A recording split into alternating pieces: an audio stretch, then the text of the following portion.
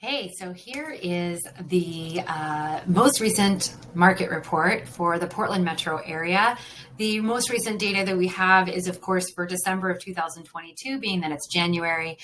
And important to point out that we have an average sale price of $610,900. That's up $500 from last month. We are at 55 average days on market, which is up from the 44 last month, which is telling us that homes that are not priced or marketed well are going to be sitting for a little bit longer. So buyers are becoming a little bit more discerning and not just putting offers all over the place on every home. We have inventory at 2.3 months supply, and consider that as an absorption rate. That is up from last month at actually it's down from last month, 2.6. And we have a total of 1,073 new listings that hit the market last month. Pending sales, we have 1,206 homes that are under contract with existing buyers, and 49% of the existing homes that are on the market have had price reductions. 16% of them have lost their buyer, meaning they came back on the market for one reason or the other. Oftentimes that's because of financing, could be because there was something found in the inspection report, but for whatever reason, 16% of the homes came back on the market in December. And average monthly rents are down by about $50 a month at $2,445.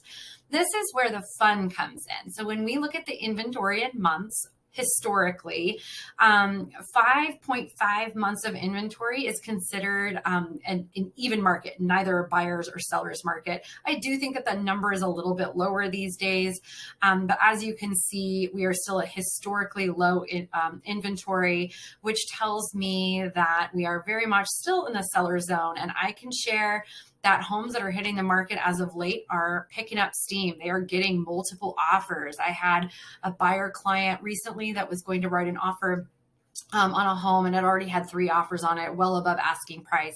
And they decided to hold off because they didn't really want to go too far above asking on that home. So we are starting to see a lot more competition now that we're into the new year in this very moment. And a lot of that is to do with the interest rates have corrected. They've come down a little bit, and buyers have also adjusted their mindset to, okay, I might not get a 2.7 rate anytime soon. So as long as you can afford the payment and you love the house, like I say, go for it. I don't anticipate anything crazy happening with our home values in our market, at least anytime soon, that's going to move the needle in a direction that's going to be worthy of waiting or holding off if you're thinking about buying a home. This active residential listings is pretty interesting to me. So as you can see in 2020, where we had that huge push of sellers selling and buyers buying, it was a crazy market. And then as you can see in 2021, we have obviously a fewer, about half of the listings in certain months, especially like the spring selling season hitting the market. And then if you come over here to 2022, we've had a pretty significant increase in housing inventory, meaning new homes going on the market from June to December in comparison to the last couple of years. And the fact that we have remained as low as we have with our inventory tells us that there are a lot of buyers still out there gobbling up these homes for sale. So, all signs point to a very healthy seller's market still, even though things are shifting.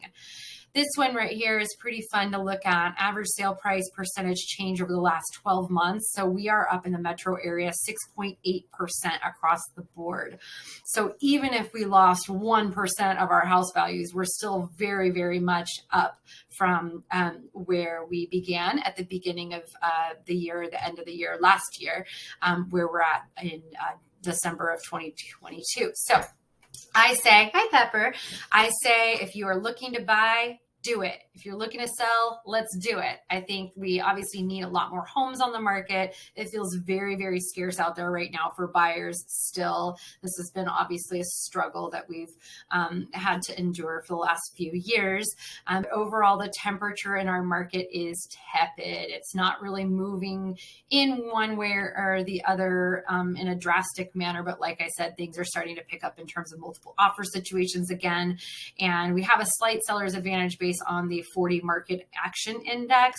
But I do feel like that number is probably going to go up from here. This dropped from last month from 41. And I do feel like based off of the activity I'm experiencing in the market in the moment, that we will probably see this number go up, which is going to give the sellers more of an advantage in the marketplace.